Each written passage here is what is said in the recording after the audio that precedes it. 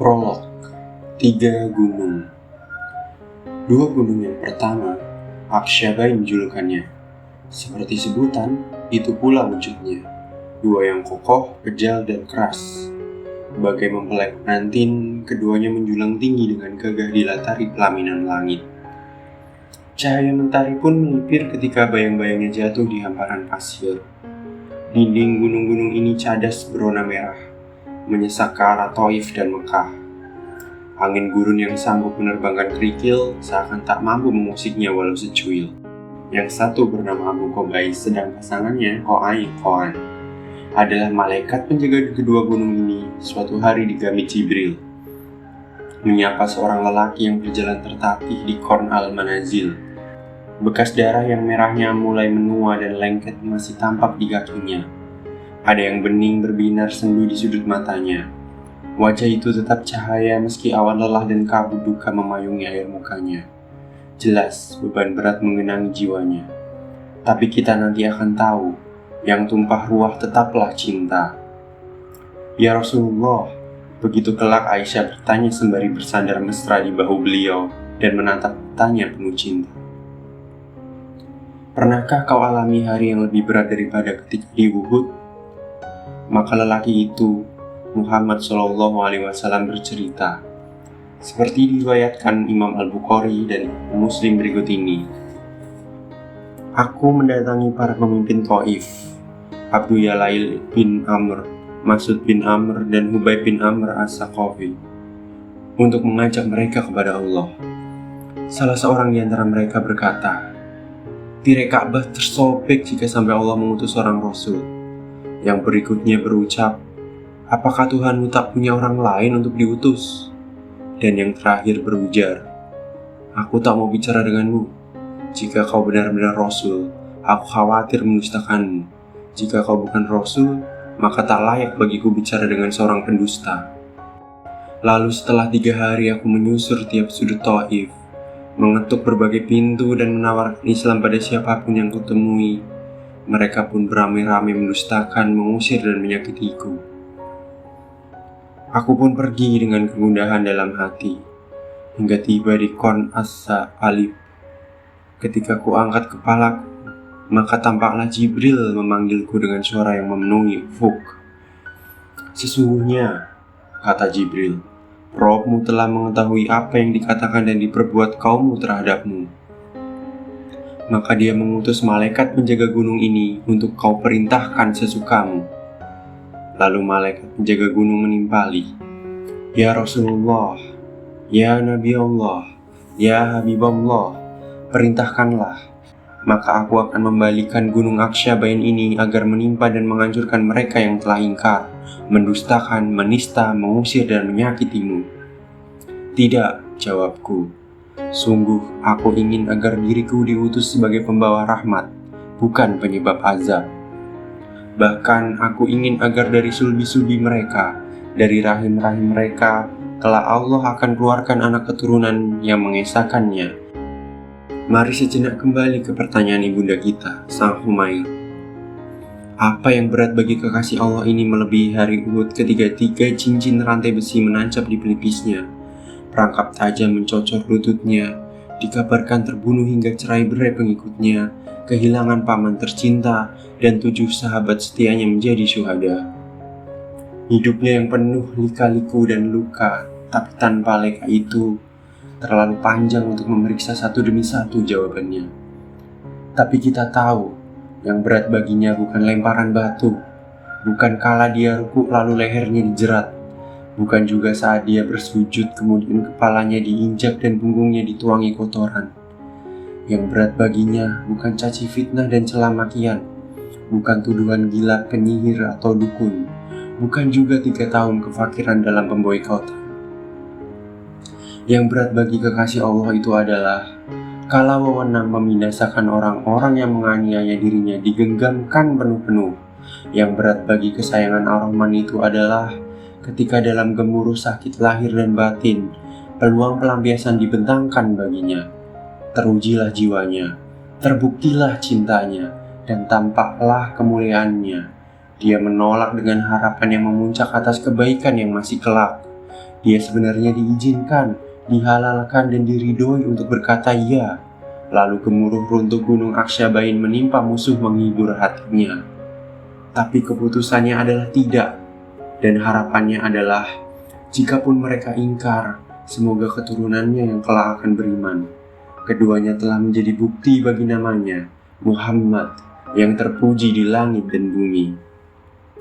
Ialah hujah bahwa dia ingin diutus sebagai pembawa kasih dan bukan penyebab azab. Allah bahkan menyatakan dirinya lah rahmat bagi semesta alam, bahwa dia datang dengan kesediaan menanggung derita umatnya, amat menginginkan kebaikan bagi mereka, serta lembut dan welas asih, bahwa dia berada di atas akhlak yang agung, baik dalam akhlak pada Robnya, akhlak pada dirinya, juga pada sahabat maupun musuhnya. Jernih sekali Nabi menyebut hari terberat, ketika Jibril datang menawarkan peminasaan musuh.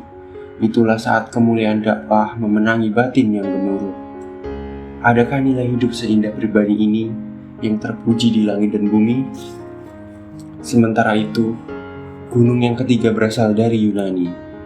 Di satu bagian dunia orang mati, begitu ditulis Homerus dalam The Iliad dan Odyssey. Menjulang juga sebuah gunung yang tinggi, di lerengnya yang terjal dan curam, berbatu dan penuh kerikil tajam, berliku dan kelam, mudah longsor dan seram. Seorang lelaki berotot kuat, berkulit liat, bermandi keringat, dengan mata membeliak dan kaki terhentak-hentak menghela sebuah batu raksasa, mendorongnya ke puncak yang runcing menusuk langit. Ini entah sudah kali keberapa, dan tiap kali dia menyelesaikan kerjanya, batu itu menggelinding kembali ke bawah dengan mudah. Lalu dia harus memulai dari awal, menyungkah batu itu menyusur tebing menuju puncak, terluka dan pedih, lelah dan perih, getir dan sedih, untuk kemudian sang batu bergegas turun, memintanya mengulang kembali kutukannya yang abadi. Lelaki itu Sisyphus namanya. Selama berabad-abad dalam peradaban barat, nama dan kisah ini menjadi lambang perjalanan hidup manusia yang nirhasil dan tanpa makna. Lelah menyiksa sekaligus tak berguna. Harapan yang setapak-tapak sampai puncak lalu sekejap sirna, sia-sia sekaligus mengerikan. Tapi Albert Camus dalam esainya yang terbit di Prancis pada tahun 1942, Les Mythes de Sisyphe, menuliskan renungan yang membuat kita berkernyit. Kita harus membayangkan, ujar Camus, bahwa Sisyphus berbahagia. Lahirlah dari tangan Camus kemudian absurdisme, aliran filsafat dengan inti fahaman berupa sia-sianya pencarian makna, kesatuan dan kejelasan dalam menghadapi dunia yang tak terfahami, yang tanpa Tuhan dan kekekalan.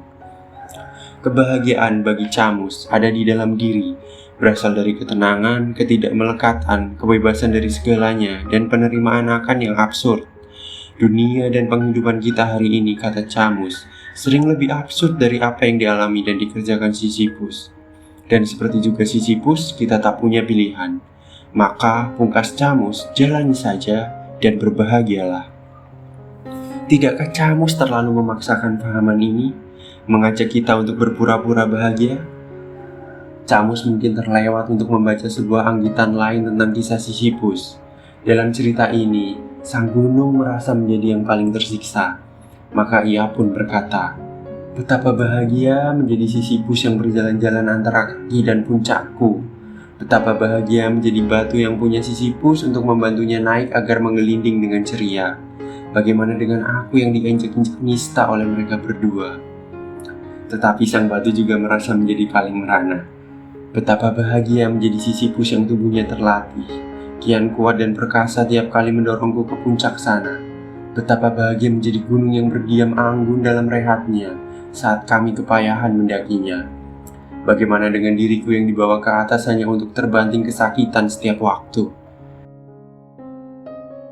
Demikian pula Sisyphus merasa menjadi paling nistapa.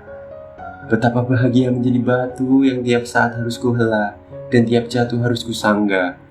Betapa bahagia menjadi gunung yang besar dan perkasa, kakinya di bumi dan puncaknya di angkasa. Bagaimana dengan diriku yang tanpa jeda harus mendorong batu dan mendaki lerengnya? Bahagia adalah kata paling menyihir dalam hidup manusia. Jiwa merinduinya, akal mengharapinya, raga mengejarnya, tapi kebahagiaan adalah goda yang tega. Ia bayangan yang melipir jika dipikir, lari jika dicari, tak tentu jika diburu, melesat jika ditangkap, menghilang jika dihadang. Di nanar mata yang tak menjumpa bahagia, insan lain tampak lebih cerah. Di denging telinga yang tak menyimak bahagia, insan lain terdengar lebih ceria. Di gerisik hati yang tak merasa bahagia, insan lain berkilau bercahaya. Buku ini disusun dengan keinsyafan kecil, bahwa jika bahagia dijadikan tujuan, kita akan luput menikmatinya sepanjang perjalanan. Bahkan jika bahagia dijadikan cita, kita akan kehilangan ia sebagai rasa. Bahwa jika bahagia dijadikan tugas jiwa, kita akan melalaikan kewajiban sebagai hamba. Bahwa jika bahagia dijadikan tema besar kehidupan, kita bisa kehilangan ia setelah kematian. Bahagia adalah kata yang tak cukup untuk mewakili segenap kebaikan. Maka buku ini diberi tajuk lapis-lapis keberkahan. Hidup kita umpama buah beraneka aroma, bentuk, warna, serta rasa, yang diiris-iris dan ditumbuk berlapis-lapis. Tiap irisan itu punya wangi maupun anyirnya, lembut atau kasarnya, manis serta pahitnya, masam juga asinnya. Tapi kepastian darinya, dalam segala yang terindera itu ialah ada gizi yang bermanfaat bagi ruh, akal, dan jasad kita. Ialah lapis-lapis keberkahan. Mungkin bukan nikmat atau musibahnya, tapi syukur dan sabarnya. Bukan kaya atau miskinnya, tapi sedekah dan doanya. Bukan sakit atau sehatnya, tapi zikir dan tafakurnya. Bukan sedikit atau banyaknya, tapi ridho dan qanaahnya. Bukan tinggi atau rendahnya, tapi tazkiyah dan tawaduknya. Bukan kuat atau lemahnya, tapi adab atau akhlaknya. Bukan sempit atau lapangnya, tapi suhud dan waraknya. Bukan sukar atau mudahnya, tapi amal dan jihadnya. Bukan berat atau ringannya, tapi ikhlas dan tawakalnya. Di sudut kebun anggur milik Utbah dan Saibah bin Robiah, sosok tegap itu terduduk dan tunduk. Rambut indahnya yang sepapak daun telinga diliputi debu yang lengket oleh peluh. Keringat dan air mata yang menyatu di ujung hidung dan mancung seakan membias terik jadi pelangi. Urat biru di antara kedua alis tebalnya yang bertaut kini marun merona. Lengannya yang kokoh terangkat bersama mata indahnya yang bening dan bagai bercelak berhadap ke langit. Doanya sangat permata. Allahumma inni ashku ilaika dha'fa quwwati wa qillata hilati. Lirihnya, ya Allah, hanya kepadamu kuadukan lemahnya kekuatanku dan sedikit daya upayaku. Hanya pembukanya saja telah menakjubkan bagi kita. Dia mengadu hanya kepada Allah. Itu tauhidnya, yakinnya, ridhonya, tawakalnya, dan ikhlasnya. Dan yang diadukan bukan penderitaannya ataupun kejahatan kaumnya, melainkan kelemahan diri dan kurangnya upaya.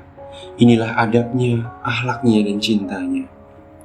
Maka ada si orang Ninawa yang mendatanginya untuk menyerahkan anggur semata, kembali dengan terlebih dahulu mencium ubun-ubun tangan dan kakinya. Sebab hanya dengan berbincang serta menatap senyumnya yang lebih manis dari madu, lebih lembut dari susu, dan lebih sejuk dari salju, Hades merasa telah bertemu seorang manusia yang cintanya diambil dari kholiknya di langit tinggi, lalu tumpah ruah membanjiri makhluk di bumi. Inilah kisah yang terjadi sebelum Jibril membawa malaikat Aksyabain menemuinya di Kon As-Sa'alib atau Kon Al-Manazil. Maka di lapis-lapis keberkahan, kita akan belajar dari Muhammad SAW, sosok yang paling berkah, belajar tentang hidup yang paling benar, paling berisi, paling bermakna, paling baik, paling indah, dan paling bermanfaat. Mungkin bukan hidup yang paling bahagia, melainkan hidup yang paling berkah. Berkah dengan segala aroma, bentuk, warna, reraba, dan rasa. Di lapis-lapis keberkahan, kita tinggalkan Sisyphus yang dongeng dan nestapa, menuju Muhammad yang mulia dan nyata. Di lapis-lapis keberkahan, kita tinggalkan Sisyphus yang sia-sia dan menderita, menuju Muhammad yang mengilhami dan penuh guna. Di lapis-lapis keberkahan, kita biarkan Camus yang enggan memberi makna dan memaksakan rasa, menuju Muhammad yang penuh kerja bercahaya. Selamat datang di lapis-lapis keberkahan. Selamat datang di hidup yang mengambil teladan dari seorang lelaki yang namanya terpuji di langit dan bumi. Selamat datang di lapis-lapis keberkahan. Kita akan mengupas beriris-iris asas makna, hingga mampu mengemudi hati di jalan lurus agar mesra dengannya dalam ringkasnya hidup. Kita akan menata bertumbuk-tumbuk bahan karya, hingga seayat ilmu memandu setitis rezeki. Setitis rezeki membekali segerak amal memperindah seisi bumi. Kita akan mencicipi bersusun-susun rasa surga dalam sesosok pribadi, serumah keluarga, hingga selingkung negara. Selamat datang di lapis-lapis keberkahan. Biarlah bahagia menjadi makmum bagi Islam, iman dan ihsan kita, membuntutinya hingga ke surga.